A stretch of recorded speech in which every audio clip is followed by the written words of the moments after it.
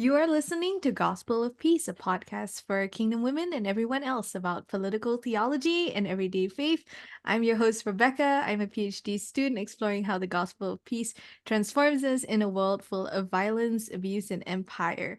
Today, I'm joined by a co-host up in Canada, Matt Shantz. He's appeared in videos on our Instagram before, and we'll have him introduce himself, and then we'll have our guests Kelsey and then Marissa introduce themselves as well.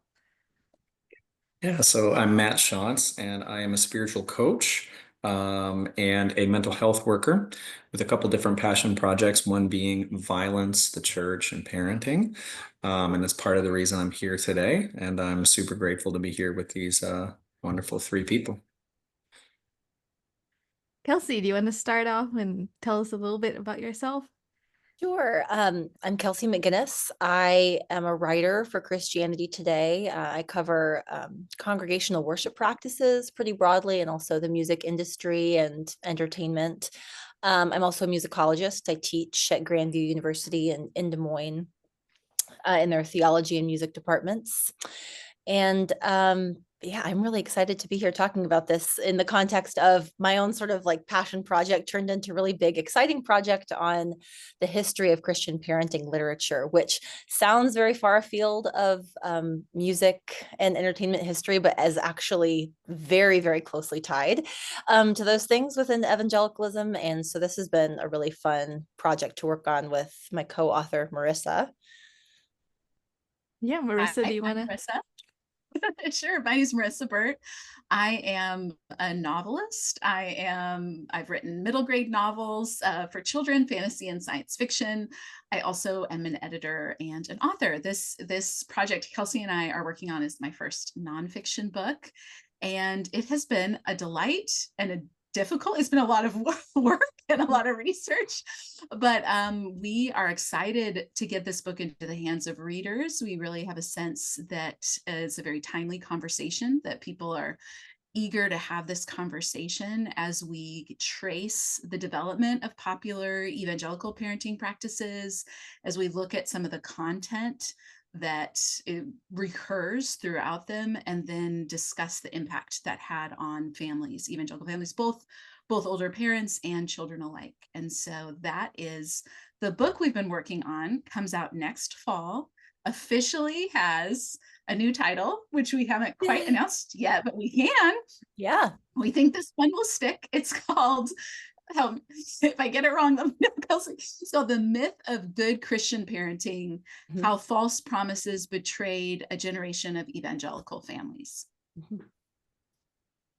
That's right. I'm looking right at it just because I didn't think good. I would remember.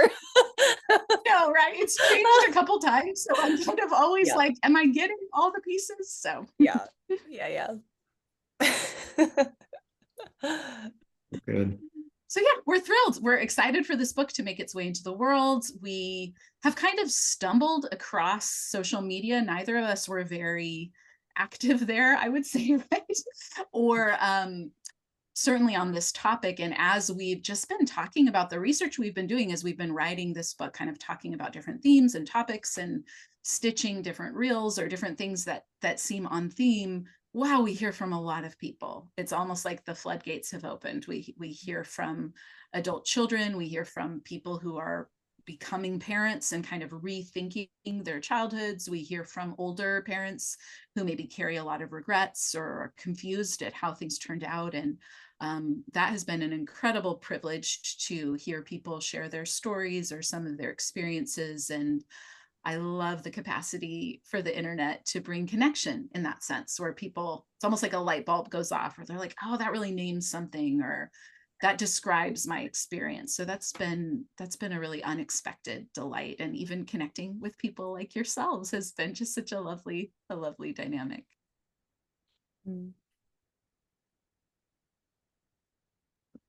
You were, I think you were my very first live I ever did on Instagram, Marissa. So Really? I'll give you that. Yeah, we did the TED trip. My first live too. I was sitting on my buddy's bed holding like a phone the entire time because I'd forgotten my laptop, and so my hand like it felt like it had frozen, kind of in this permanent selfie when I finished. I set my phone down and I was like trying to get feeling back into my entire arm because I didn't want to look like I was like, shaking. So it's going to be probably my most memorable. Both the content was wonderful and also just, losing feeling in my arm. Yeah. I'm Well, I curious. never knew. I was probably rambling on. I never knew. No, it was good. I That's looked so back at funny. it later and tried to catch on, but I think I think I was able to kind of freeze it in place and so yeah. Rebecca, did you have anything specific you wanted to ask before I jump in? No, jump right in. Okay. I'm just wondering about where it all came from for you guys. Like, what a project. Like, it's funny. So I, started thinking about specifically, and we'll get to the specifics of this, a couple years ago with my own kind of personal therapy and work I was doing. I'm one of those adult kids that you referenced, right? That has done my own work on trauma related to these parenting paradigms that you guys have really been pulling apart. So my interest in all of this was lived experience, essentially, um, as well as once I started to talk about my lived experience, other people kind of started talking about theirs. And so I'm curious for you guys, like why'd you go here? Why tackle the big empire of Christian parenting? And either one of you can answer that one. Sure. Well, for me, it was a convergence of things. I'm the mother to 6 children, so I've read my fair share of parenting literature over the past 20 years. And also I'm married to an Anglican priest, so have been in pastoral ministry for 20 years. So in some sense, hearing some of these conversations, different iterations of these conversations over the years of people grappling with family dynamics, kind of figuring out extended family dynamics and patterns. And for me, my own light bulb went on.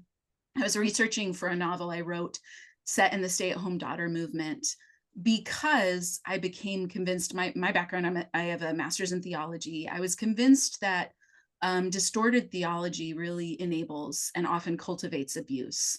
And this becomes a very confusing, multi-layered thing when that happens. It's incredibly painful. It impacts the way people perceive God, and it traps people because it comes with a level of spiritual authority.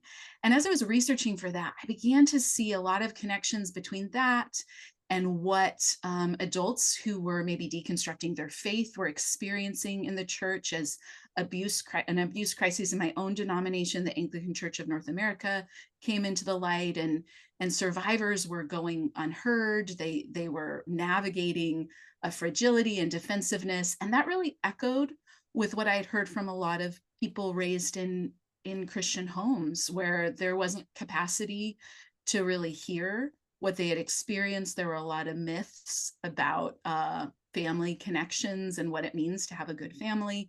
And there was a lot of confusion about, in the older generations, like what happened. Like my children have gone no contact. Like this was not how it was supposed to work out. And meanwhile, there were a lot of younger adults feeling unheard, that the cost of their autonomy was estrangement. So a lot of pain, a lot of pastoral pain, a lot of concern over how this enabled abuse. And it all kind of was simmering there for a little while. And then one day, a friend of mine on Twitter just said, if you could write any book, what would you write? And I kind of pitched this idea in however many characters, which is hard to do, but it pitched it enough that it got resonance. There was kind of a flood of responses of people saying, how do we not have that book yet? And I think that's true. I'm quite surprised in a lot of things have been examined, right? Purity culture, different theological structures, but parenting philosophies hadn't quite been examined yet. So that's kind of when am I going to really write this project began. And that's kind of when Kelsey and I'll let you pick it up from there. That's when we got connected too. Yeah. We did not know each other at all. Yeah. I saw her post on Twitter, and I told my husband, I was like, hey, she wants to write a book about Christian parenting literature, which he and I had been talking about for a couple of years at that point. because I think, like a lot of, I grew up in pretty like, no, what I call like normie evangelical culture, first in North Carolina and then here in Iowa. So had the SBC world now, and then the Evangelical Free Church of America. Those are kind of like the formative denominations for me. And, after my first was born, she's 7 now, but when she was about 1.5, and I found myself just sort of, I hadn't read a lot of parenting books. I wasn't really looking for that at the time, but I found myself faced with these two incredibly disparate worlds I could look to for advice. There was either like the Christian parenting world, which was one thing. Like I was amazed by how little I was able to find that was not shepherding a child's heart or shepherding a child's heart adjacent that was given to me. And then I found this really lovely literature over here. I found Janet Lansbury, who, I know some people love or hate her work, but I found it very informative, and it introduced me to language about children that I had never been introduced to as a parent. So at the time, I was employed I was finishing my PhD, but I was also working at the University of Iowa Center for Human Rights, which is a human rights think tank at the University of Iowa Law School. And I worked there for 10 years. And a big research project that they had ongoing, grant funded, was on child labor and rights of the child. And so I had all of this language that was living over here in terms of like international human rights law and advocacy for children that had never crossed over into sort of my own personal world, because I wasn't a parent. And there was nothing that was bridging those two worlds. And that like gulf between those two things bothered me a lot. I felt like being introduced to the concept of developmentally appropriate behavior, I was like, oh, there's a way to describe difficult behavior besides sinful, besides like rebellious. And I was so deeply uncomfortable with how disparate those worlds were. And so just started doing some like personally, just some research and some writing about those things and why that might be and why that gulf exists. And then seeing Marissa's interest in it, I was like, you know what, if there's another person out there who's interested, even if I'm not like the one to write this, I'd love to like at least, chat and figure out, I don't know, what she's interested in. So that's how that happened. Yeah, we chatted and we were like, do you want to do this together? And so we did. We had not met in person. It was like very, very random. But yeah, once we met once. Kelsey was out this way for a trip, but yeah, it was kind of a surprise, but it's been a delight to work together. And I think the end results is that much stronger. I think together, the perspectives that we both bring have really given us a shot at looking deep, putting this stuff under the microscope, really making some connections, placing it in American history, because some of this is a uniquely American dynamic. And also we ended up interviewing we put out a call for surveys and had a bunch of survey respondents share some of their experiences. We interviewed several of them. And so as a result are able to hopefully also encapsulate some of the lived experience in the book as well. It's amazing. The fact that you guys didn't know each other is stunning. Like I thought you guys were like college friends or something. Like I was like, is there like they got this chemistry on camera together? They clearly have known each other forever. That's wild to me. So that's really cool. Yeah. Just the power of social media. We heard from some people for a while on Instagram that were like, we totally thought you were sisters. I've heard that from people. Yes. Yeah. I heard that from multiple people. Yes. Yes. Meant to be. Meant to be. Oh man, I have so many thoughts. You guys said so many good things all at once. And I'm also, Rebecca, I'm too much of an Enneagram 9 to be a good co-host because I'm just worried here that like I'm talking over you. Do you have anything else you want to say before I thought it might be fun because there's the word myth in the title. It might be fun to just have each of you, maybe Marissa can talk about like what the myth is and Kelsey could tell us a little bit about like the development and history of that, like with that work. Sure. Yeah, I think what I like about the word myth is it plays into a couple of things. I think myth carries a sense of aspiration. There's an aspirational ideal. The myth of God's way to parent, or that there's a good Christian parenting way, appeals to a lot of longings, especially people who love the Lord have, right? Like they want to please the Lord. And we hear from a lot of people who, were new converts when they first welcomed children. So they thought, well, I want to learn how to do this the right way, God's way. Or people, transition to parenthood is a time of vulnerability. So most new parents are like, we don't know what we're doing. We need some help. And so this idea that maybe God has a pattern or a blueprint or a plan. And this is the kind of language you see in a lot of these resources, that there's a plan, that there is a way in which they should all go. And if you do it right, you can have some kind of guaranteed results, whether it's in the language of Ted Tripp, your children will be in a circle of blessing, or whether it's Gothard's umbrella, they'll be protected somehow under this umbrella. So there's a variety of clothing these myths can wear, but they all essentially add up to a kind of prosperity gospel parenting promise that would say there's a godly formula to do this. It usually involves corporal punishment. It usually involves a certain kind of catechesis into certain theological frameworks. It involves a high priority on obedience, all these sorts of things. And it's presented as who wouldn't want this, right? It's often presented in a very compelling way. Mm-hmm. Yeah. And I think part of the mythology of this is like the use of things like there's almost, when you start looking into these like 1970, like right in there as Dobson is starting to write, there's this idea that there's this biblical way that we have to like excavate and reintroduce to the world, that it's like underneath there, that's this evergreen biblical path that is, these ideas aren't mine, they're God's, they've just been lost. Neglectful and permissive parents have set those aside, and we need to find them again, and then all will be well.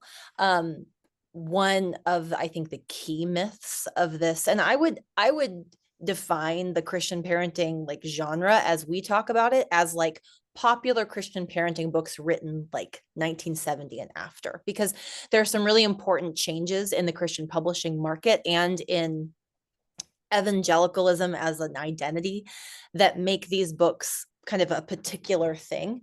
And there are some myths and desires underneath those books, like we can write the path of the country by doing this right. Like we can not just fix your family, we can fix America. Like and that's not an overstatement. Like the last sentence of the last chapter of Dare to Discipline is basically some variation of we can bring back godliness in America again. Like I should have looked up the exact sentence, but it's something like that, right? And that is a really potent, it's a myth, it's a desire, it's a narrative that people want to be a part of building, right? And it really, I think, powerfully spoke to parents who were incredibly anxious at the time, and still does, because parents are still incredibly anxious. I just had a thought of that. Like what you were saying made me think of Gothard's movement, because any cultural influence from the 60s onwards was seen as something to get rid of. And so blue jeans were bad. Any kind of music newer than hymns was bad in classical music. It was basically about restoring 1950s America as a nostalgic project, is what I remember. And the way to do that is to reinstitute a kind of like authoritarian dynamic. Which is funny because a lot of the parents who initiated these projects were rebelling against their parents, and they had to shield their children from the grandparents who were bad influences. But yes, Yes. And that's, the one really funny thing about that is Dobson would say, the permissive parenting of the 50s and 60s has created this problem. And yet what we want is this I don't even know if he would say we want to go back. I think that's part of the myth too, is like the mythical past that no one can quite put their finger on when that was. David Setrin is faculty at Wheaton. He has a book called Christian Parenting, Historical or Perspectives from American History or something. And he talks a bit about how, American colonialism or American colonial era parenting was quite authoritarian. And in some ways, maybe that's what we want to go back to. Like there's kind of this like manifest destiny, homesteady kind of like, independent, the family on the, on the move kind of thing. There's some thinking there, but when you start to dig down, like when are we trying to get back to? There's like a mythical past that we can't quite get to. And it I think also builds on whatever the perceived social ill of the moment, it's the opposite of that, right? So as we see feminism kind of coming into the church in various ways, you see there become a lot of appeals to stay-at-home motherhood looking a certain way, single income households looking a certain way, like gender hierarchy in a certain way. And that trickles down into the parenting teaching as well. So a lot of it, I think, as you mentioned, Kelsey, is reactionary. It's playing off of some of the fears. And so it's interesting to have read these in pretty quick succession, but over decades, and see that some of the same strategies are used, even if the perceived ills change, right? Like for Gothard, no way to things like long hair and blue jeans and beards. Like you don't quite find that as much in more recent literature or recent books, but the same idea that there is a certain style that could be worldly as compared to what's godly, or there's something that's superior that could show you that you are wholesome in a way that the surrounding culture isn't. So it pulls on a lot of these same threads, even though sometimes it shifts a little bit through the cultural, kind of like the cultural waves, it shifts a little bit, but it's interesting to see them. And also a lot of other movements were happening. We talk about this a bit in the book, where you have Dobson coming onto the scene, you have the rise of the nouthetic biblical counseling movement, you also have what we would think of as the prosperity gospel in the water of even American evangelicalism as well. So even just Christian cultural dynamics are kind of whirled together in this that give it a lot of momentum. Like Christian self-help becomes a burgeoning industry around this time. So this becomes a best-selling category that kind of, exponentially steamrolls things ahead. So all of these things play into it in really interesting ways that for many of us, it just feels very normal. Of course, there would be pastors writing parenting books without any qualifications beyond their pastorate, but there are different ingredients that made that more normative that developed over time. That makes a lot of sense to me. And what's interesting, it reminds me of what you said, Kelsey, early on, of kind of your experience of having, Christian parenting here, and then I'm going to use the word secular. I don't know if it's the best word, but the space in which, it looked very different. I had a similar experience when I went to college. I remember, I was doing child and youth studies, basic psychology, and I was reading stuff going like, I have never heard this before. And it all makes a lot of sense to me, kind of in my body, I'm getting this. But I don't think I'm allowed to believe this, because everything I've read was kind of this cultural, like you just described, Marissa. It was not just about how to raise a kid. It was all about how the church is going to move forward, how we're going to, and this was in Canada too, this idea of like, it's a culture war thing. And so it was so much bigger than even just a parenting methodology. It was about, like you said, that last line of that book, it was about, let's take back the West, essentially. So that all makes a lot of sense to me. Yeah.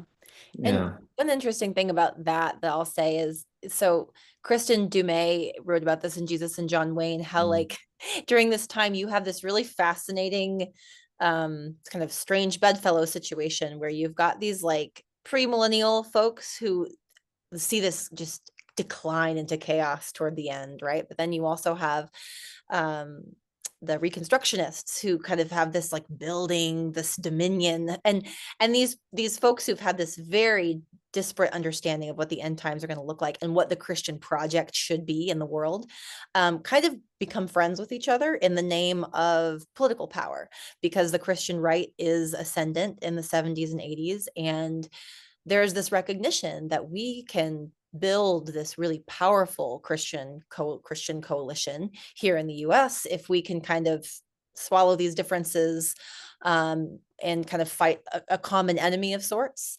And so you have at the same time this idea in a lot of these Christian parenting books, like, oh, the world is getting worse. It is getting so much worse.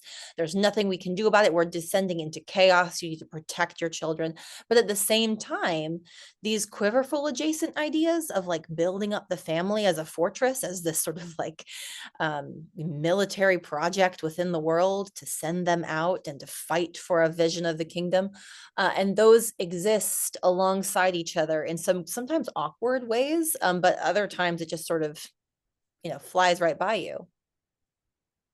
It's uncannily ecumenical.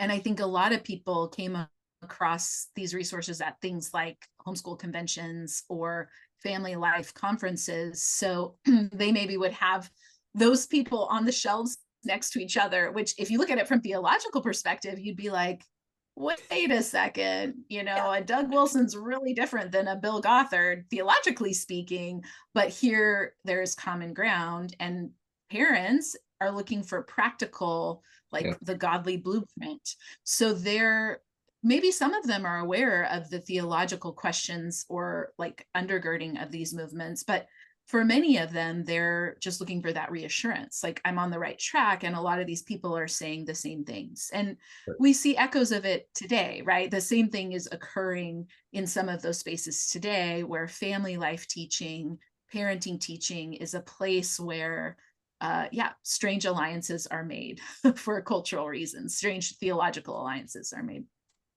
That makes sense. I was just going to say, that's why like a really conservative Mennonite kid can find, common ground with, the kid listening to DC Talk, like in the 90s, with the way we were parented, right? It was like, I just had hymns and like, we were really plain, but we got parented the exact same way because that was the framework, right? Even though we were in a non-resistant, Rebecca, you know what I'm talking about, very different kind of world. And yet there was complete, similarity between me and like the kiddos that were doing Focus on the Family and the stuff you guys are talking about, right? Yeah. My friend Leah Payne, who wrote recently a history of CCM, of Christian contemporary, she talks a lot about like CCM as a parenting method in and of itself, right? It's like this, it's its own little like sphere, it's its own little media parallel universe that can be used to protect your children, and that is absolutely, that's exactly why, so that you can have that world. I have so many questions about that too, but let me go here. Let me just drill down for a little bit on, so you guys, I don't think potentially planned on talking about the corporal punishment spanking thing so much as it ended up being a really big conversation, and in some ways blew up, I would say, on your Instagram a little bit, and in your different social media platforms. Was that surprising to you guys? And maybe more than just surprising, just talk to that. Like, what happened? How did you end up, Marissa, you created an entire series. You wrote through kind of the experiences for kid, for parent, for sibling, which I thought was just incredible. You ended up having conversations with kind of different people in different spaces at the same time. Flourishing Homes and Families was doing something. For someone with lived experience, it really did feel like this tiny little reformation of sorts. I don't want to use that word too large, but it was like this was something that was never really talked about at all in Christian spaces, other than like you do it. And it's an important, and this is how you raise children, right? Is with spanking and corporal punishment. And if you have a problem with that, you have a problem with God, essentially, or at least with his commands. So I've said a lot, but I guess my question is, were you surprised by how big it got? And then secondly, do you have thoughts of why that is, and speak to that? Yeah, for sure. I was surprised that week that all blew up. I mean, Flourishing Homes and Families, we hadn't had conversation about it. We just happened to post at the same time. And it was one of those moments where people were then really interested in sharing, and it was pinging a lot of things. I think I think that corporal punishment would be a piece of the book. Like we devote a whole chapter to it because it's such a mainstay in these resources. It's often the only tool parents are given.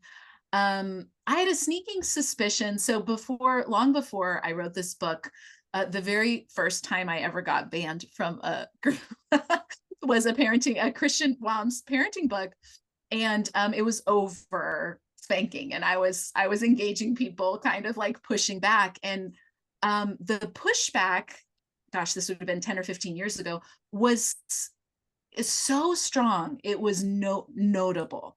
It was not very rational. Like, even though there were these rational arguments, there was an emotional tenor, there was a commitment there that was notable. And I know any parenting space can get those heated moments, but this felt different. Like, these parents these mothers, and many of them were much older, were unwilling to entertain any pushback to this idea that this was necessary, that this was good, that they were doing the best thing, that they had done the best thing. So that was in the back of my mind. And now I've had that experience replicated over and over again. I don't necessarily get banned from groups anymore, but the conversations are very similar whenever it happens. And now I think there are more adult children in online spaces naming their experience. That seems new in recent years, and finding connection to sort of say that was your experience, or making sense of it in a new way. There are still the very defensive parents, and I will often hear via private message the older parents who are really struggling with deep regret and shame over having chosen that path, because I think it's only in recent years that there have been Christian alternatives, right? Like, for a long time, even in American culture, spanking was somewhat normative, full stop. Like, when Dobson's writing, I think probably many people are spanking. Spanking was happening in schools. I spoke with a man the other day who remembers public school in the 50s and 60s had spankings, and they would take children into the hallway and do it where all the other children could hear, so it would deter them. So there was just this sort of normative aspect to it. But as the surrounding culture began to learn from the social sciences, learn respond to what research was saying, that this was harmful, I think Christians doubled down because of an erroneous, in my opinion, belief that the Bible required them to do this, that they must do this, that God wanted them to do this. And so even in the literature we read, there's a lot of encouraging parents to take it on faith that God's ways are higher than man's ways. So to not be derailed by the secular social sciences, to not be derailed by humanism, but to trust God's ways, which may be a familiar framework for all of us, but it really begs the question, well, what if you've been taught wrongly, though? Like, what if someone who's speaking for God has lied to you, like whether they meant to or not? Like, what if that's not something you had to do? And I think there are a lot of, in the series, this is what led to a whole series, I think there are a lot of reasons Christian parents are reluctant to give up corporal punishment. And the way they combine is maybe as unique as each family, but some of the big ones are theological commitments, belief the Bible requires it of them, having no other tools, but believing that the importance of obedient, well-behaved children is crucial. So really, really kind of feeling stuck doing that. And so that keeps a lot of parents trapped. And one of a lovely thing in engaging and talking about this so much online is when you do hear from parents who say, this helped me go in an alternate direction, like reading this series, hearing from these adult children, like, I will not go back to that now. And they begin to seek out other alternatives. So I do think these conversations are helping not only older people heal or maybe make sense of their experiences, but helping safeguard current children whose parents otherwise would maybe be relying on those old ways.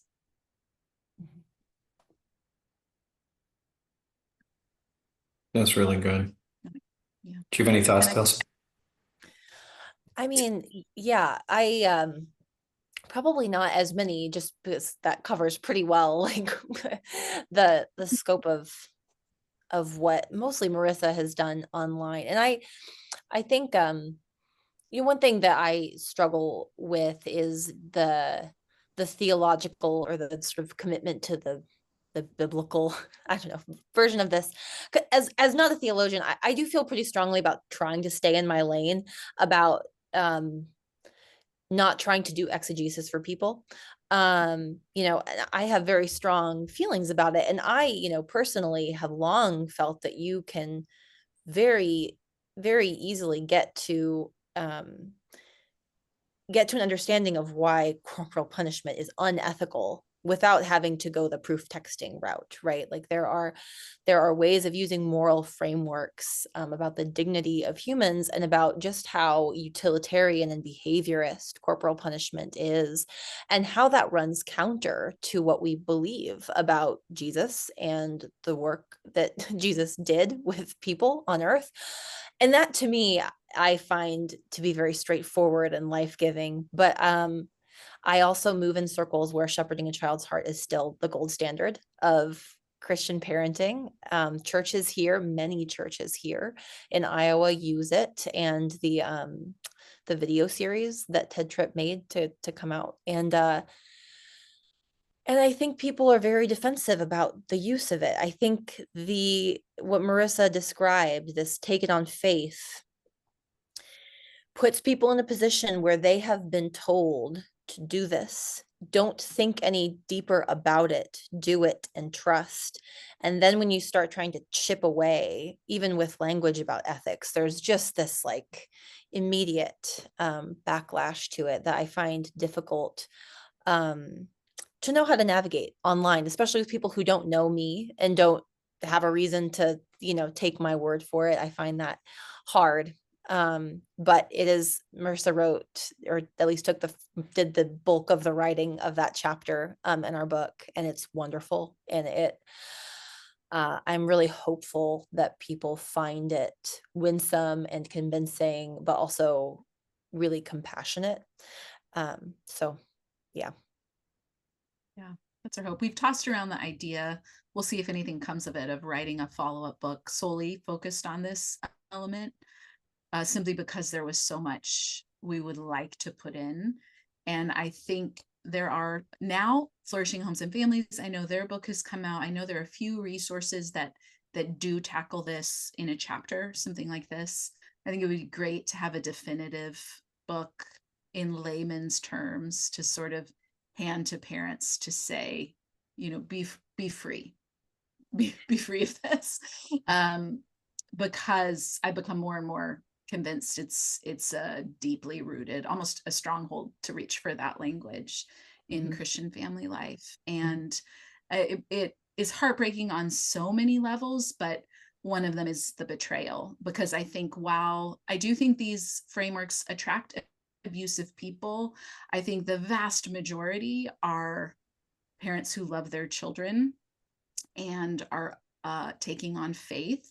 Very bad advice and very dangerous advice. But it's not the experts who will live with the consequences. It's the children who bear the brunt of it. And also the parents will. That's a very difficult reckoning. And that's a big piece of why I think there's a lot of defensiveness in the older generations, because it's difficult to look at that and realize I didn't need to do that, or I was hurting my child, or nothing, that wasn't good.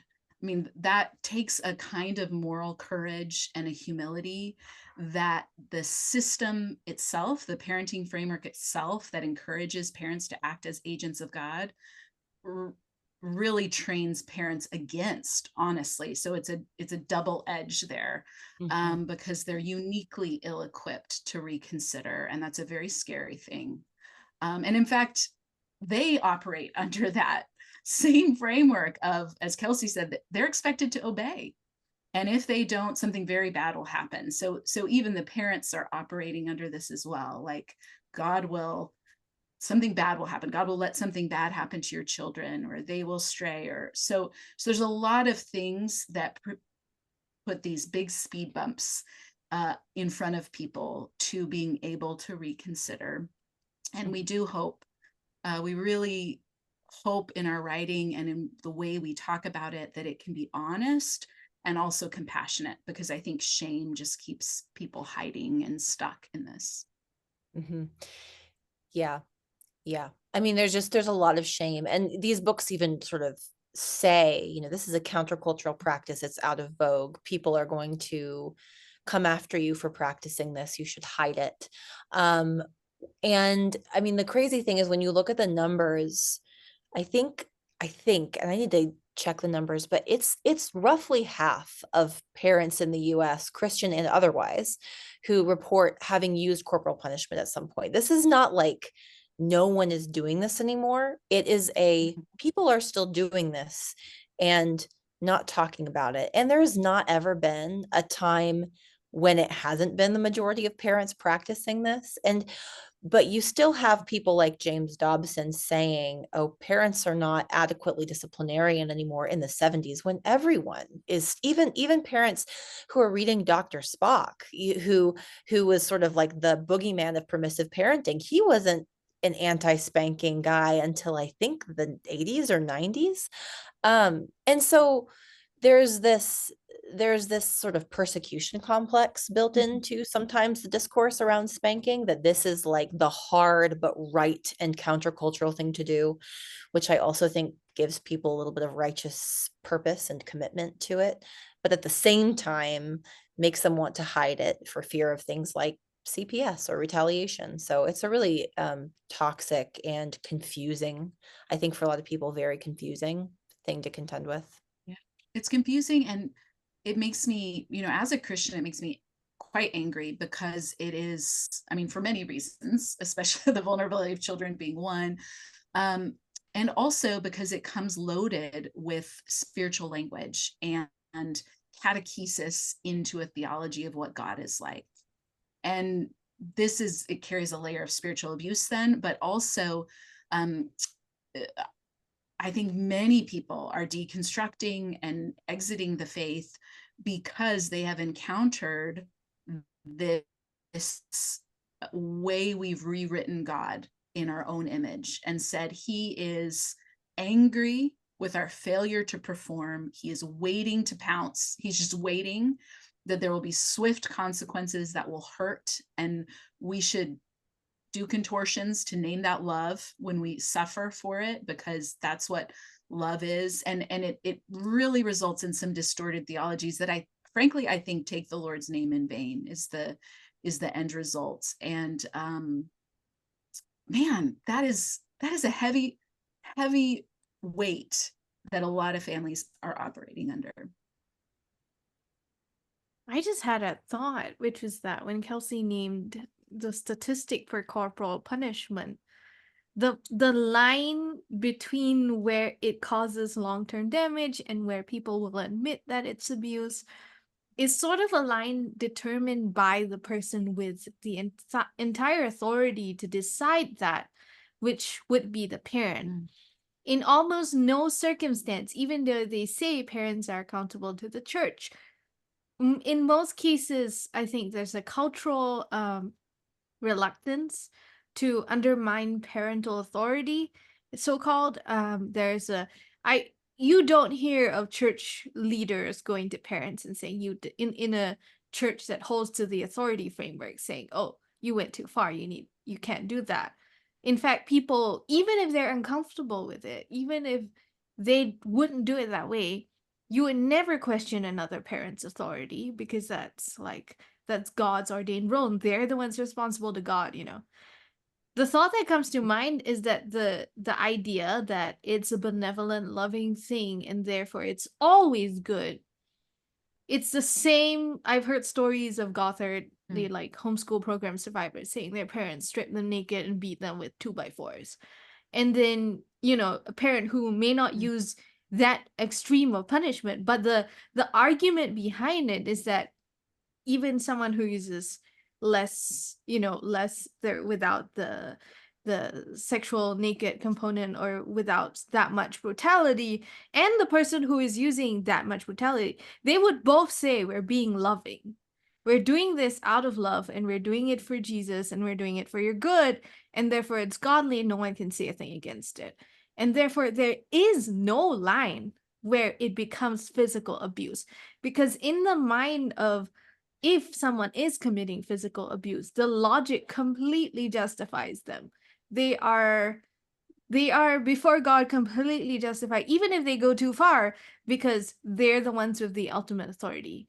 And like the whole like the whole rationale, the whole logic of it exists within this very specific framework of like, it's loving, it's I decide completely, there's no one else who's going to say a thing about it, whether. And so it probably does cross over into abuse a lot of the time, but the framework itself doesn't prevent abuse, is the thought that comes to mind. Absolutely. And it always escalates because it's the only tool to achieve compliance. So if a child doesn't comply, the tool is escalation. That's what parents are offered to do. And absolutely, it enables abuse. And this is how you end up with parents who have killed their children using disciplinary methods. And I think we all would like to think that there's some clear line, and these books will sometimes say that. Some of them give a nod to that, like, we're not talking about abuse, but it's very, as you mentioned, Rebecca, it's very subjectively defined. What does that mean? Is it the parent's intent? Is it what does that become? And it's an odd choice for Christians who believe that we all are vulnerable to sin. It's an odd choice to kind of give that unchecked authority to parents and sort of say, you figure it out, your judgment will be impeachable in this, Yeah. Now that there was a case recently, it was in an overseas Mennonite community. These are Russian Mennonites, and it was in Belize, where they were disciplining a child for not knowing like the difference between this color and that color in school. And then they sent the child to their room, and the child died. Had like heart failure or something like that.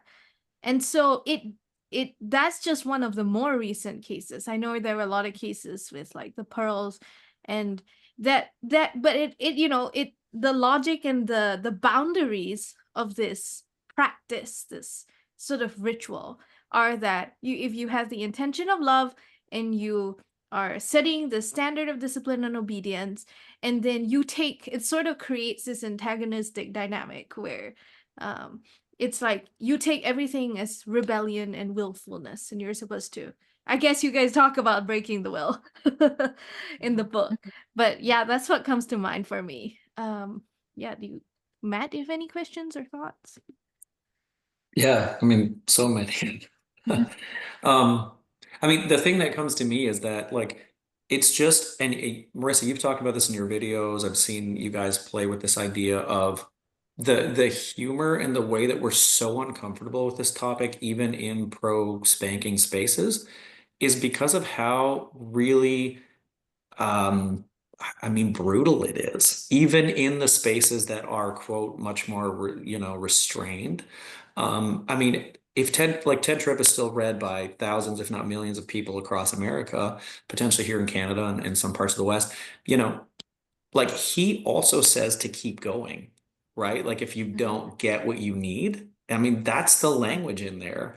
And so like I like I got a 2-year-old who is particularly, like we have a lot of conversations about like getting boots on, and stuff like that. Like this kiddo is like developing and finding himself in the world. And I just think about that framework for a little guy like that. And it's the level of violence that I think I would have to resort to.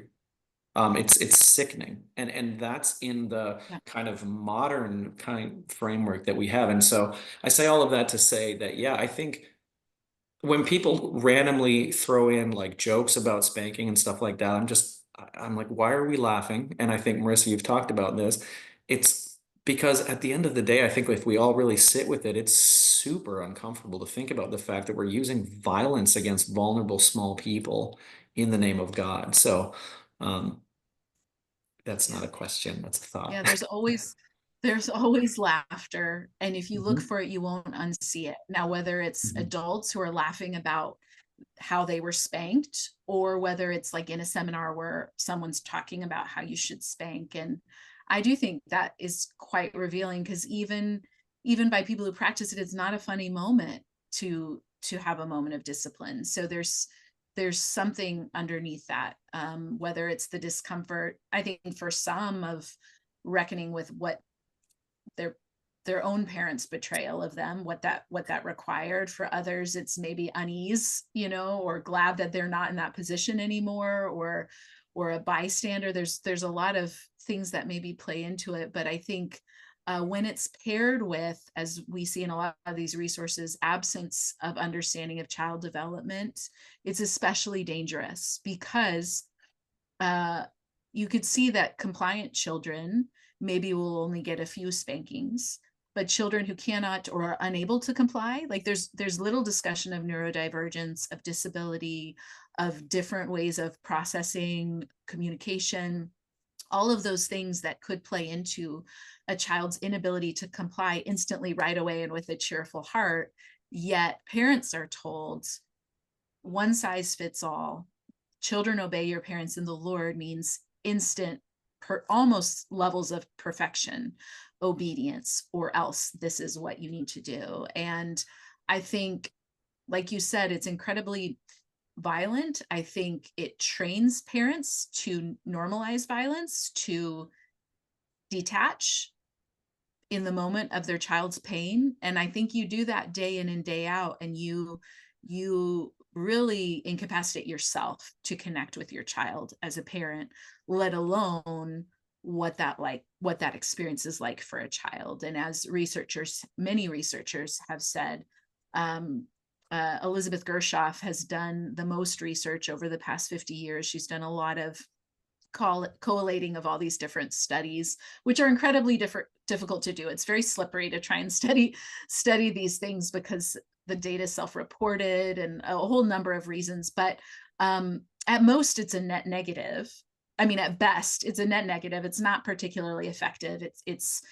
There are other ways, but at worst, it causes all kinds of problems. It pings up trauma centers in the brain. It pings fight or flight. It is equivalent in response to more severe forms of mistreatment.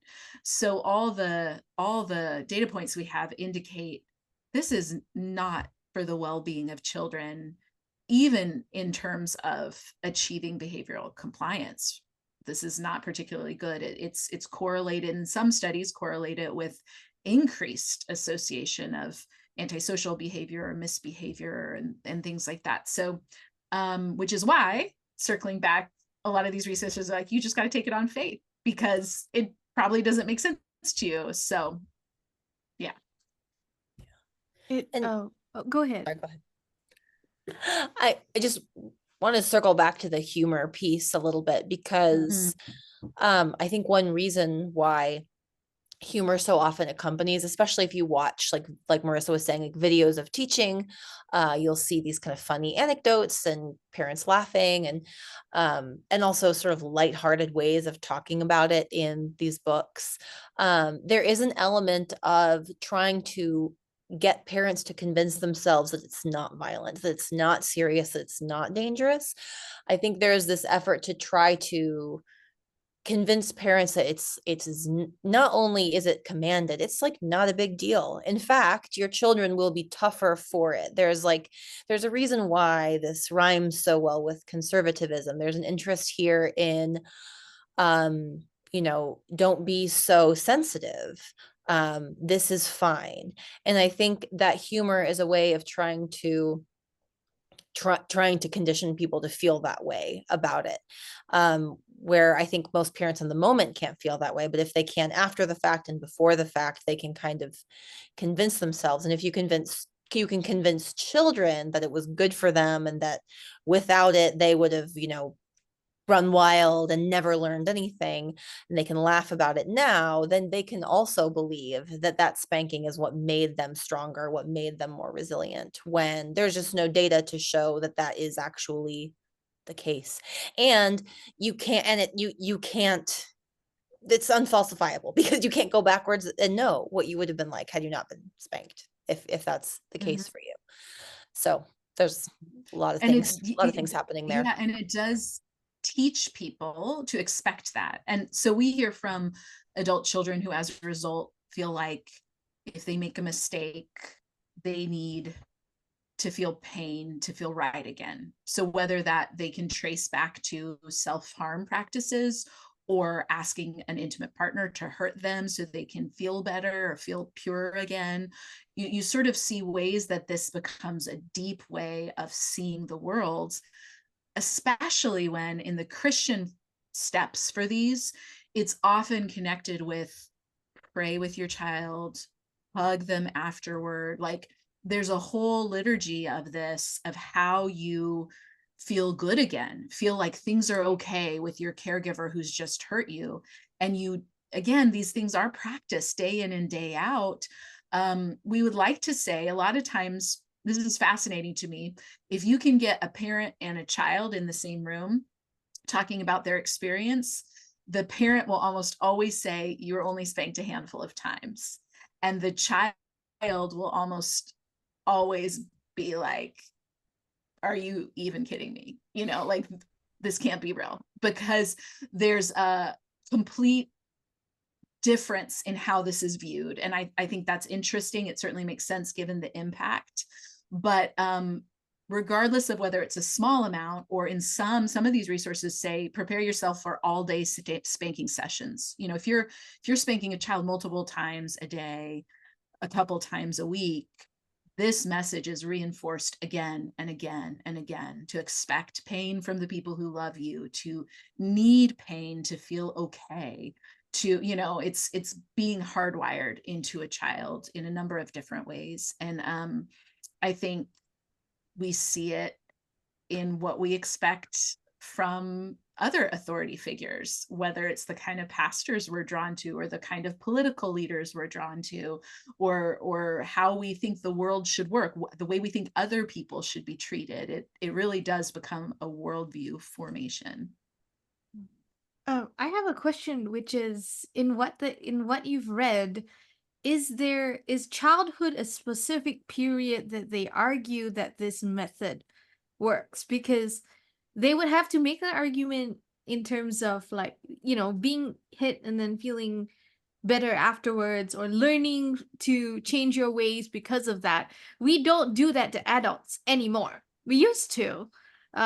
Judicial flogging, military. Augustine believed that bishops should flog errant church members and, you know, masters and slaves. Like, it was a way to get people to heaven, essentially. You could discipline people for their eternal good. They believe that about adults too. In this case, like, is this exceptional about childhood, that it's this method and then you don't use it anymore after that? It varies how it's articulated. Like, most, and Marissa maybe has read more kind of like of the manuals than I have, but the resources I've read are pretty, a common thing is sort of like, well, if you do this right, if you start when they are 18 months old, you shouldn't have to do it after they're 5. If your child has not learned to comply by the time they're 5 or 6, you've done it wrong. You should still keep using it. But there is this tacit awareness that as your child gets older, they will get bigger, and they will also develop the skills to tell other people what you're doing to them. And so there is this delicate dance that these resources do around, like, zero in on conditioning your toddlers, because later it gets harder, it gets riskier, and if you do it right, you won't have to worry about it. You know, there's sort of this, like, punting on this question of when childhood ends. I mean, there certainly are people who would say this is an open thing that can happen until they're 18 and out of your house. Like, there certainly are people who would say that, but I don't know. Marissa, what are your thoughts? Absolutely. Yeah, I mean, it's so it makes my head explode, because the logic, there's no logic to it, right? Like, the verses that are pulled on are the Proverbs, which are about young men, but it's applied to toddlers and preschoolers as though that makes sense. And then a lot of these books will say, well, you can spank up until puberty, but no reason is given. And then some of them, though, clearly it's, as Kelsey said, as long as your child's under your care. We hear from many adults who were spanked all the way through their teen years. So yeah, there's no, and I think that makes sense, because if as a parent, that's the only tool you've been given, and you have a child who isn't complying, what are you going to do in their teen year? You know, they don't have another tool. So this threat continues to happen.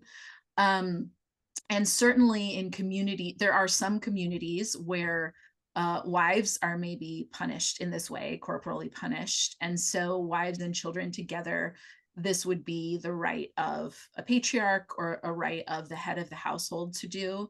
Interestingly, this came up just this week on Twitter, because someone dug up Doug Wilson out in Moscow, the podcast, there's a podcast, Sons of Patriarchy is releasing now. And they did an episode that kind of was talking about domestic violence. And so there was the back and forth on does Doug Wilson teach that husbands can corporally punish their wives? And there's an old blog post he did where he says no to that. But the justification, Rebecca, it's right in line of what you were saying, is he says, well, the Bible gives special permission for parents to spank their children and not for husbands to spank their wives. So there is some motivated reading there that says, we don't do this with anybody else. In fact, if we did it to other people, we would be slapped with some sort of assault or, you know, criminal, we could be charged with a crime. But for children, it's not only beneficial, but necessary in some way. But really, a lot of claims are made without any substantiation. And I think they serve, it's a kind of propaganda. And I think the claims that like there's a cutoff, I think serve to assuage parental guilt, in the same way that saying like, well, we're not talking about abuse, like nothing crisp is given there, but it serves to kind of like make the adult feel like what I'm doing is different than abuse, or what I'm doing is different than sexual assault, because it will end before puberty or something like this, when there's really no case has been made, certainly no research or attempt to back these claims.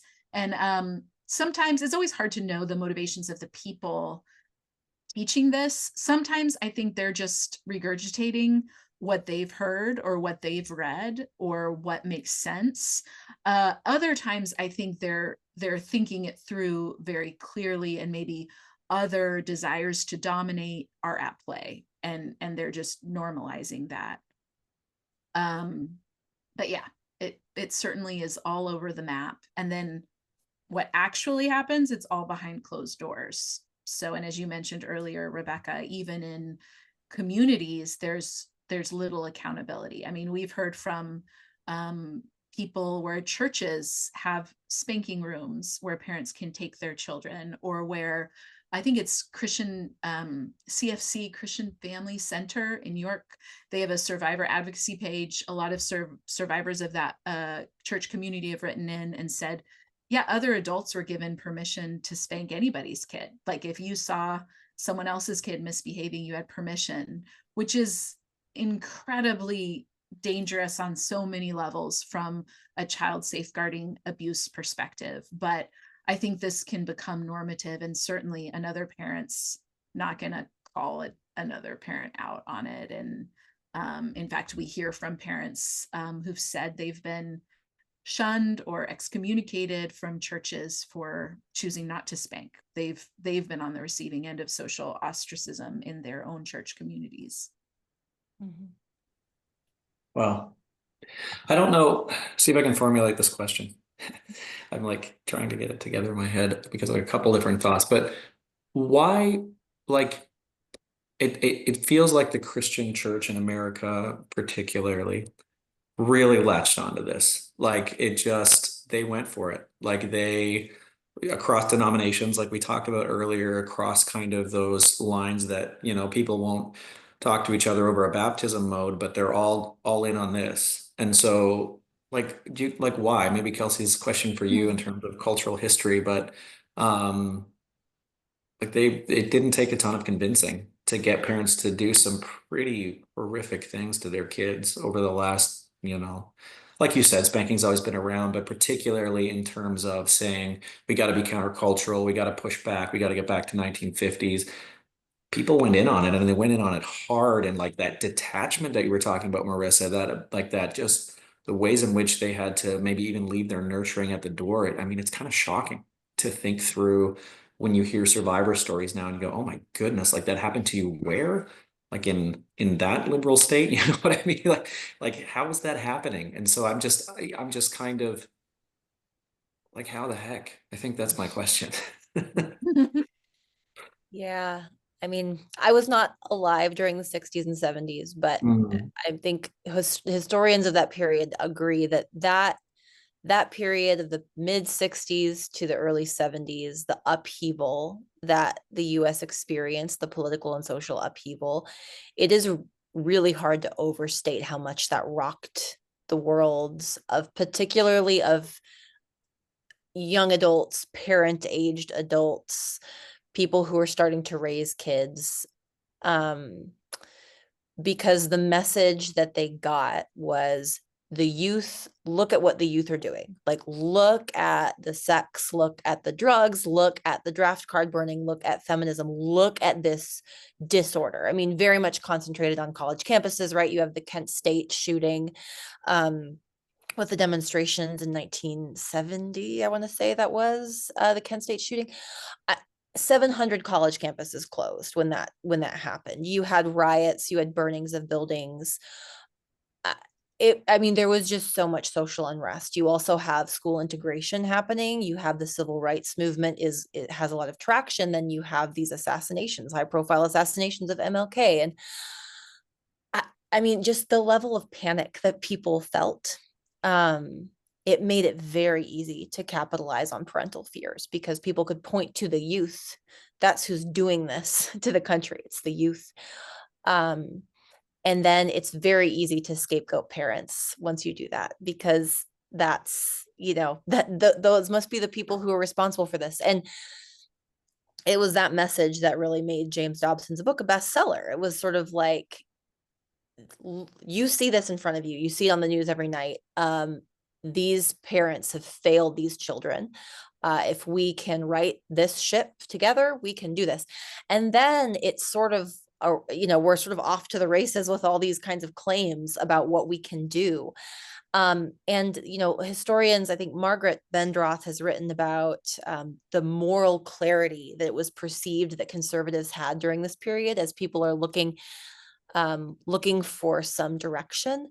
This is kind of helps explains the ascendance of Nixon and the Christian right as well. This idea that the conservatives have more moral clarity, that they, they have the sense of what needs to be done and they're going to do it. And I think the message about being tougher on kids, spanking kids, is just tied up with that. Is we need more authority, we need institutions, we need discipline, we need compliance. No one has taught these kids to comply. No one has taught them respect for authority because they've never been afraid. They don't have respect for authority. And that respect for authority piece is everywhere in Christian parenting literature. They must respect your authority. Your authority must be respected. And how do you get that? How do you incentivize that kind of respect from a child? Is through fear. And if they're afraid, the easiest way toward that fear from a child is through pain.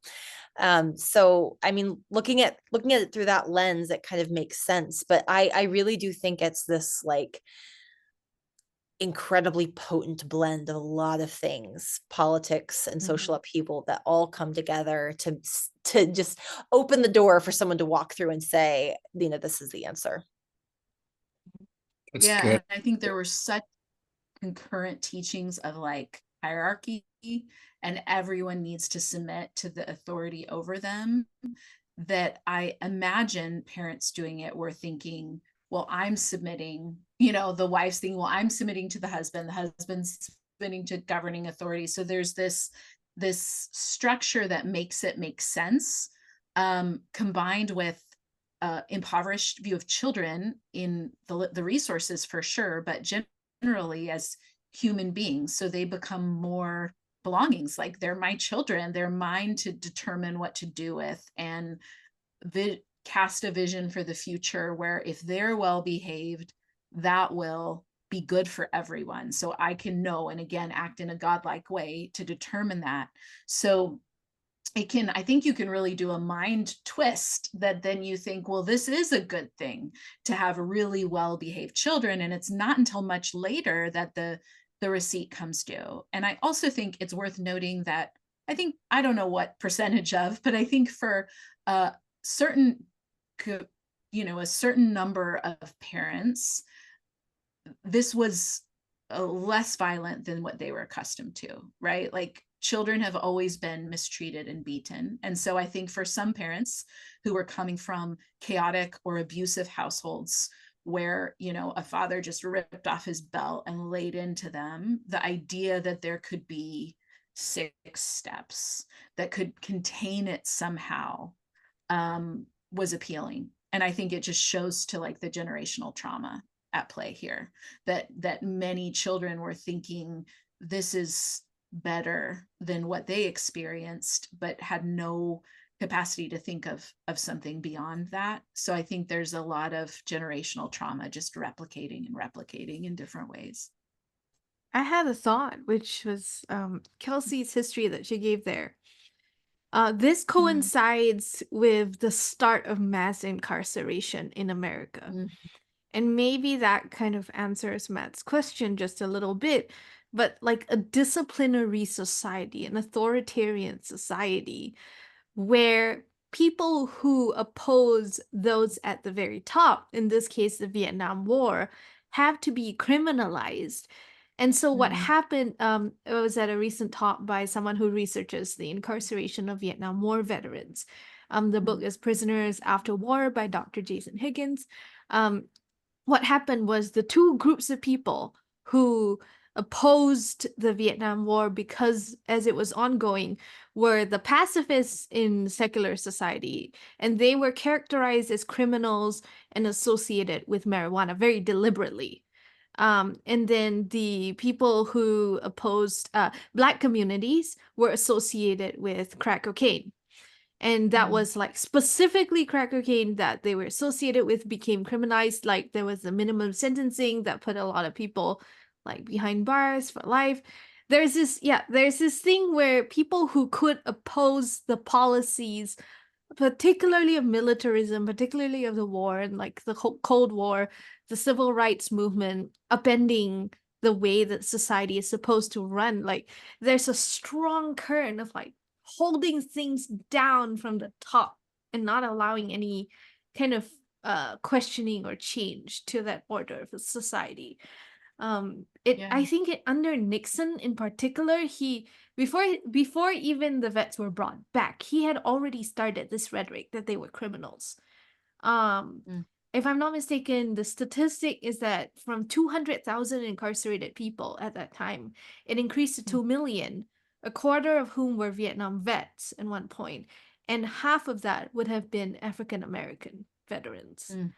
So I think like very much from what I've seen, like with Gothard, with his coding of like the evil hippies who wear blue jeans that he's out to save and turn them into essentially the image of a Mormon smiling missionary in a button-up. It is very specifically coded to be anti the civil rights, anti the people who were against the Vietnam War. That seems to be his vibe. Yeah, there's a book called Cruel and Unusual, and it's tracing the history of retributive punishment in America. And the author of that book, I can't pull out their name, I'll look on the shelves later, but traces this and traces when the law and order rhetoric kind of peaks, you also see like peaking of these spanking manuals are produced in Christian circles. So I definitely think your observation is accurate, Rebecca, and that there's something there that's really appealing of like, yeah, law and order, squelch that down. and it gives justification for parents as well, as they see surrounding society cracking down on this as well. I'll see if I can find the book. So that's probably like exactly what we saw in that Tucker video that you stitched. Yeah, but this is it. In case anyone wants to see Cruel and Unusual, there we go. The Culture of Punishment in America by Anne Marie Cusack. And maybe I'll look at the last line if you want. I have it. See, since you were saying while we chat. But yeah, the Tucker Carlson clip. Tell us your thoughts, Matt. I can tell them from afar. Yeah, no, I think everything that you guys just kind of described, it makes sense to what he was saying there. Whether or not, he's a showman, all kinds of stuff was going on in that video, right? It was a lot of things. But this idea of like they were, of dad as the kind of authoritarian figure who's going to come home and make everything okay. I think that's exactly what you were talking about, Rebecca, like this top down, like we just need dad to come home and to, in Tucker's creepy words, spank the people who are out of line. The crowd was young there. Like that was a turning point crew and they loved it. Now they loved it because he was, getting them worked up. So to know whether or not it was hitting, I'm not sure, but it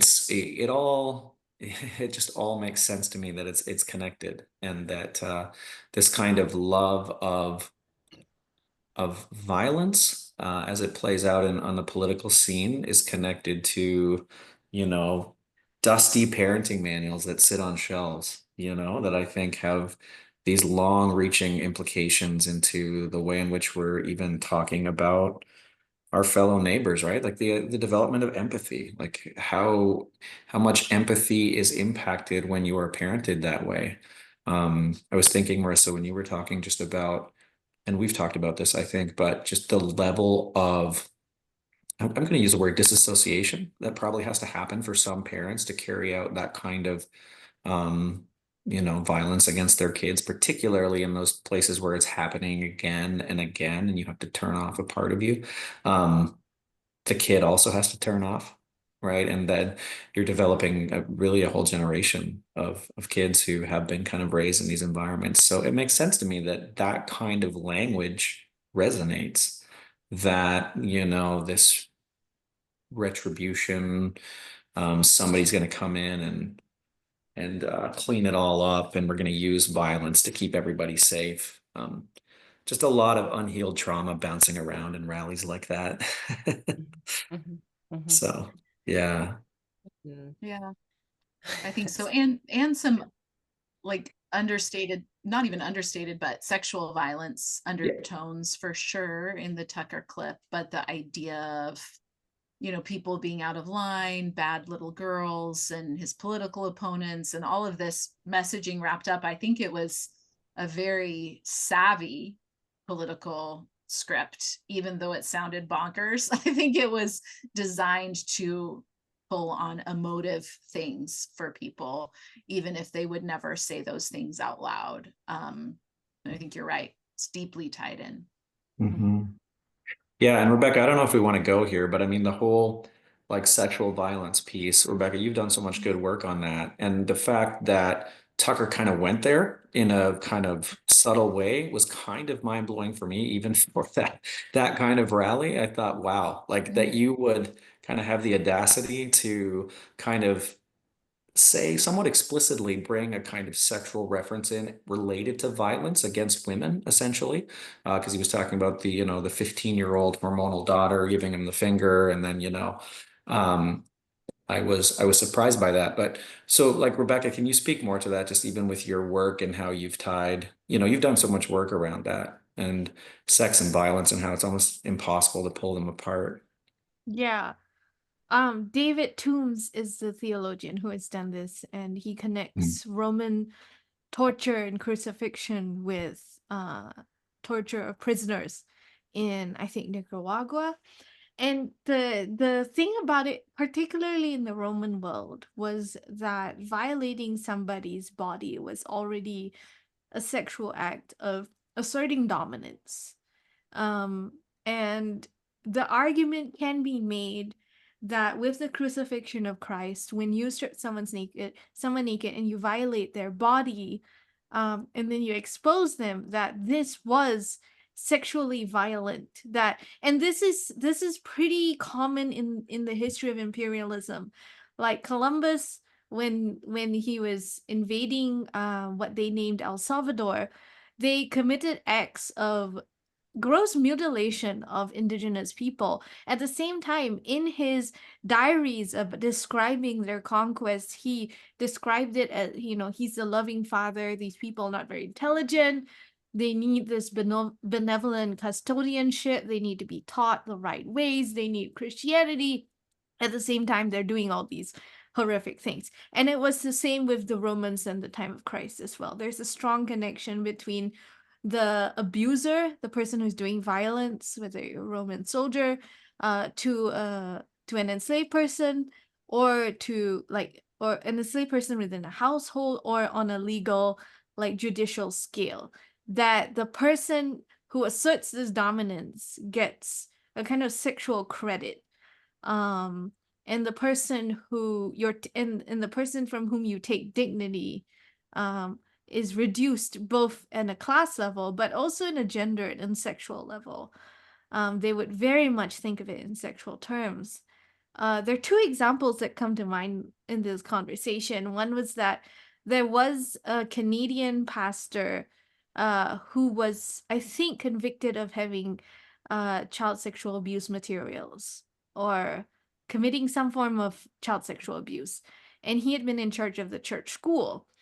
And the news article said that he had been I think how it worked out was basically that he had been disciplining so-called children in the school, and it turned out he was a sexual abuser who was watching pornography of the same content.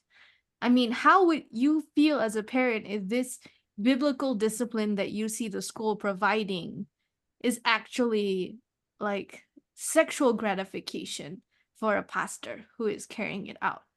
And then the other case that I would like that's quite well known in the mainstream was that around the time of Josh Duggar's trial, the stuff that came out in the different articles had different pieces of the puzzle, but the stuff that the prosecutors said was what they had seen was horrific, that they couldn't even describe it. These were FBI investigators in child sexual abuse materials.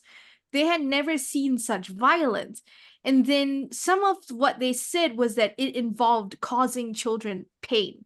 This wasn't just like, this wasn't necessarily what we would think of as a sexual act, but the production of child sexual abuse materials involves physical acts that could be considered disciplinary acts that cause children pain.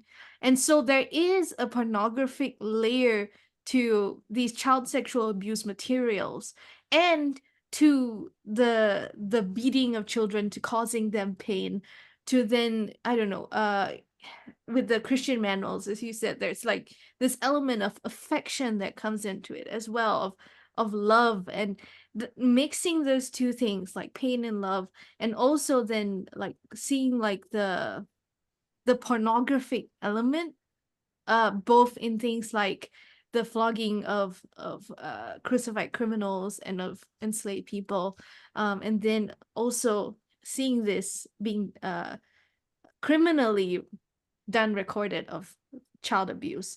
I think there's something we have to recognize in this conversation that is helpful to raise awareness about. Absolutely. Yeah. I there's a lot there. I think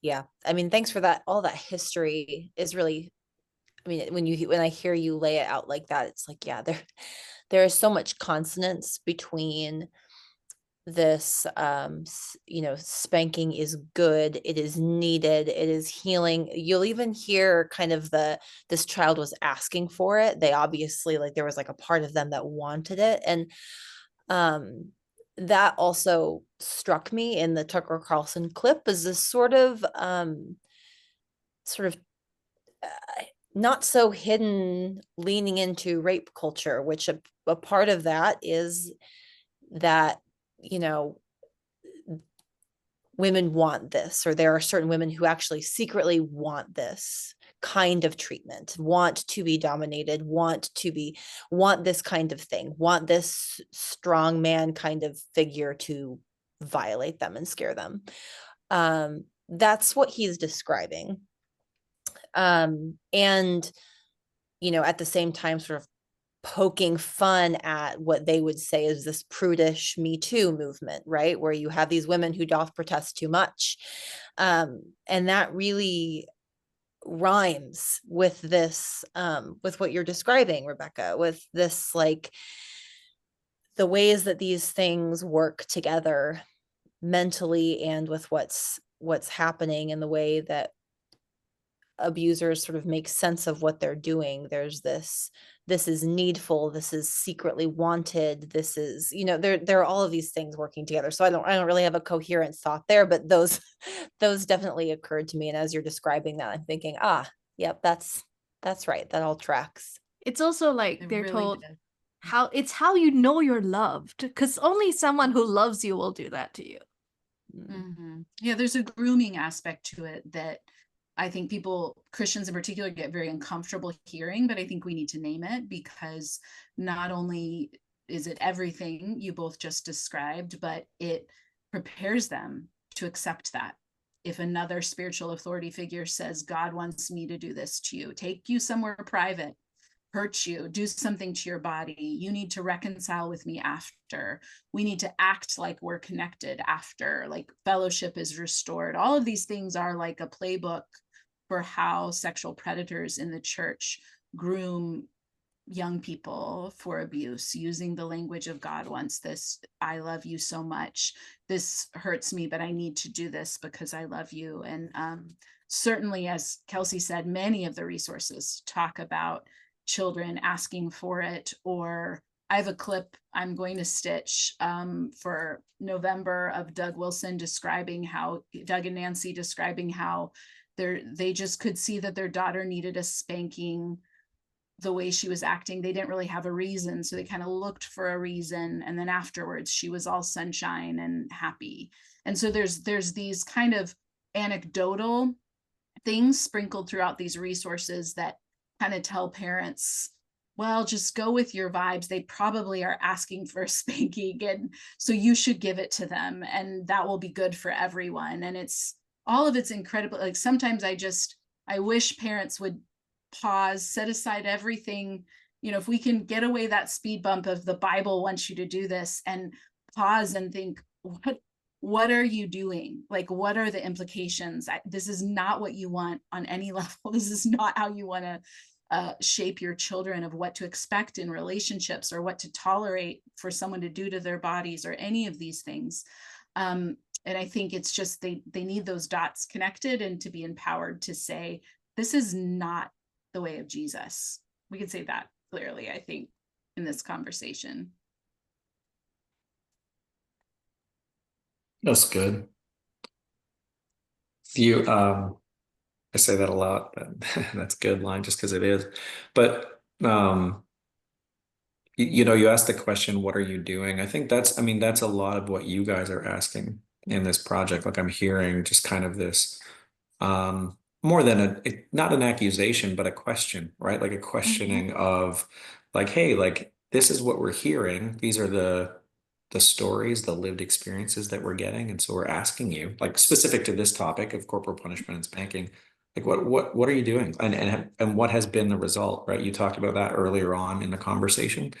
Some of that despair for parents, I think, now with their adult kiddos, and the adult kids going, this was a disaster for me. And they're saying, hey, I had this framework, I had this playbook, and it didn't work at all. Can I ask just a bit about that, in terms of, do you write about that at all in the book, as to, like, the parents who kind of practice this and are feeling shame, guilt? What's your message to them? How are you speaking to them? Yeah, so we we as we did this, we were really unwilling to pedestal ourselves as offering a lot of parenting advice. Certainly, as Kelsey mentioned, try and stay in our lanes. We don't have therapy expertise, like we're not qualified to offer that kind of counsel. And also, understandably, a lot of people are just hungry for a signpost, like what do I do now? Or great, I resonate with all this, but what do you recommend? Like, how do I equip myself to cultivate discernment, to identify what might be nourishing or not? So in the third part of the book, we do try and point people in directions for qualified help, qualified resources, whether that's licensed mental health counselor, spiritual direction, people who could help them get curious about why they took that path, like why that message appealed to them as parents, to find a compassionate way to understand what drew them to these practices and enabled them to choose them, because not every parent fell for the myth, right? Some read this stuff and were like, pass, like no way, or mitigated it in different ways. And others went hook, line, and sinker all in. And so I do think it requires a kind of deconstruction to get at maybe what drew families in, certainly a relearning empathy and empathetic listening, to even learn how to listen to children is something a lot of parents never learned how to do, to see their children as separate individuals and listen to them and give them the dignity of their own experience. So some really basic things that, man, it's hard work. It takes a lot of courage. And I am so heartened because we do hear from parents who've done that, who've taken that really courageous step to take it, to reckon with what's happened and attempt repair, right? And that's also very scary because there's no guarantee. Like, you can't undo what has happened. And that's maybe one of the biggest things of the myth, which is ironic given all this commitment to order and structure, is that there are consequences. There are natural consequences to these ways of parenting. That's just such a painful realization, I think, for a lot of families. So there's a lot of grief, there's a lot of anger, there's a lot of lament, there's hope, but there's not a formula. And maybe this speaks to just bigger opportunities for a more expansive theology. I think impoverished theology plays into this quite a bit, where we want tidy solutions and tidy answers, but there's a lot of families that I think are just grieving and experiencing a lot of pain as well. What would you add to that, Kelsey? I don't know.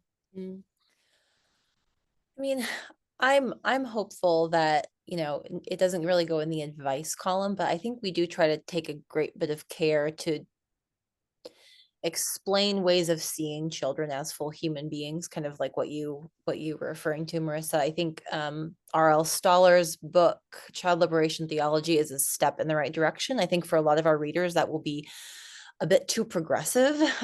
So I'm hopeful to see books that can bring that language to some of our more conservative readers, because I think, for me, fundamentally, one piece of this that has yet to fall into place is a radical reorienting of how we talk about children in the life of the church and in the life of individual families, and what it actually would mean to consider them to be autonomous human beings with dignity and with their own capacity for spiritual experience and for discernment. I mean, I can't tell you the number of books I've read that really tell parents, like, do not trust your children's sense of right and wrong. Like, do not let your children's sense of justice or fairness dictate what you're doing.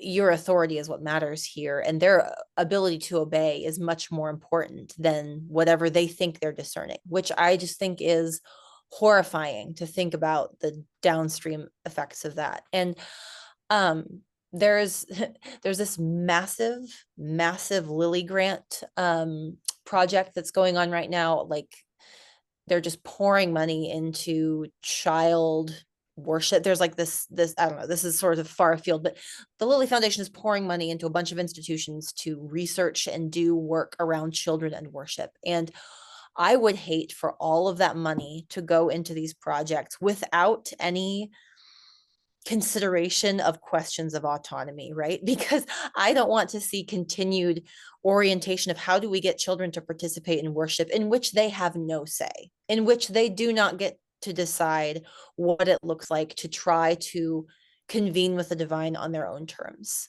But that there is so little capacity for that kind of talk in evangelical churches, particularly in more conservative fundamentalist leaning ones.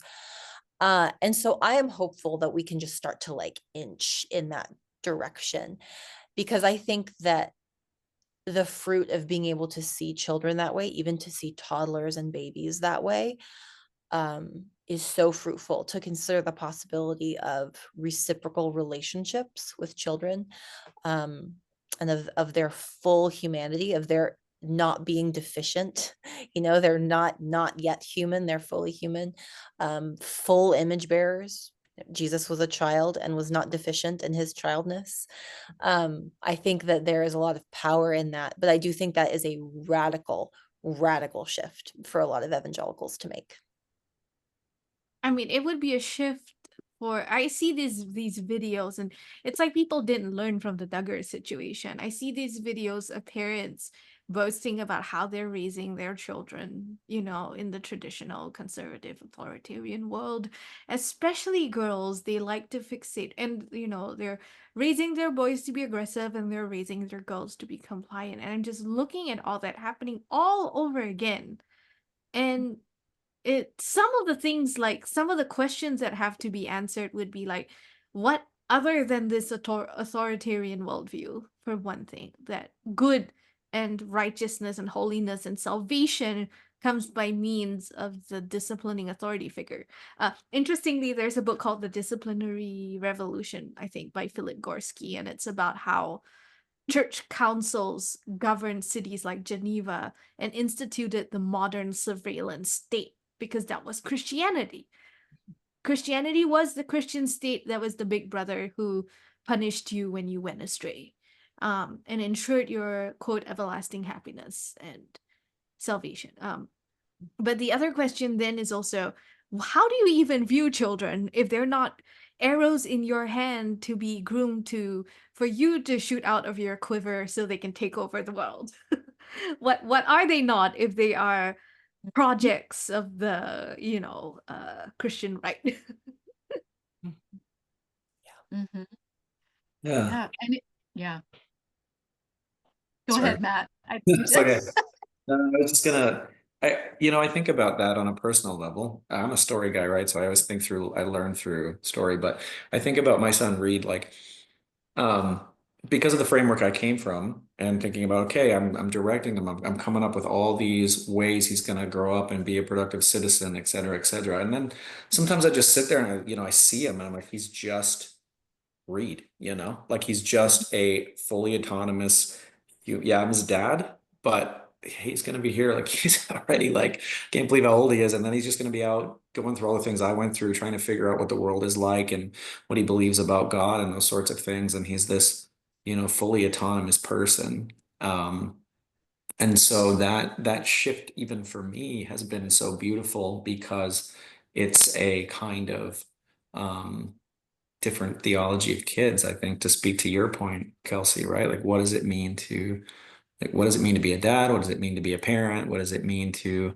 have other little humans, and if you're a Christian, little souls, that are with you, that are on their journey to God, and to just provide space for that, rather than, hey, like I'm here to dictate your life and to introduce fear and the kind of frameworks that we've really been talking about tonight. So, but it's a really beautiful thing to think about, to be able to share space with little people that are exploring and finding themselves and trying to make that space safe. And Mhm.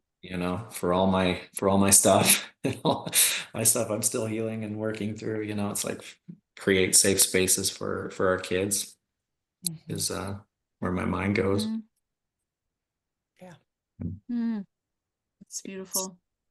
I think there's such an invitation to like iconoclasty as well for us in our perspective of God, because I think as Christians, this is all wrapped up in that and what we believe God to be like. And I think we talk about it a lot in all these resources. It's not just what goes wrong, but what's missing, like the lack of opportunity and this idea that maybe it's not, maybe he never was interested in child sacrifice. Maybe he never was interested in good behavior as the ultimate marker of belonging. And unraveling some of that is an invitation to really the radical love and acceptance of God as a father figure, which I think I think we all long for that to be true, but a lot of our theologies keep us stuck in this idea of God as the angry dad coming home because we were too hormonal or too disobedient or messed up, and that is rumbling around in our imaginations when it makes me laugh because the moment when Jesus decides to tell a story using a father figure, by all our Christian parenting books, the prodigal father is not doing a good job. Like he gives over the inheritance, he lets his son go, he is not disciplining him, he never does, even when he comes back. And he just throws the party and is so delighted to see him, and also is delighted with the other son who is stuck being angry and fearful. And I think there's it'll move me to tears just about every time, because we are stuck with this idea about God that is who we envision him to be, and there's such an invitation out of there into his radical love and acceptance that I think would change the way we view children and would also change the way we view other adults as well, and the way we interact in the world. And I think with that becomes Jesus's invitation to serve children, to welcome them, and to serve others. And so there's many, what we laugh about sometimes, how I don't know how many books we probably have together. What, Kelsey, 100 books, over 100 books at this point, maybe. And maybe one or two talk about Jesus at length. I don't know. Like not many talk about Jesus. Like sometimes they'll talk about Christ.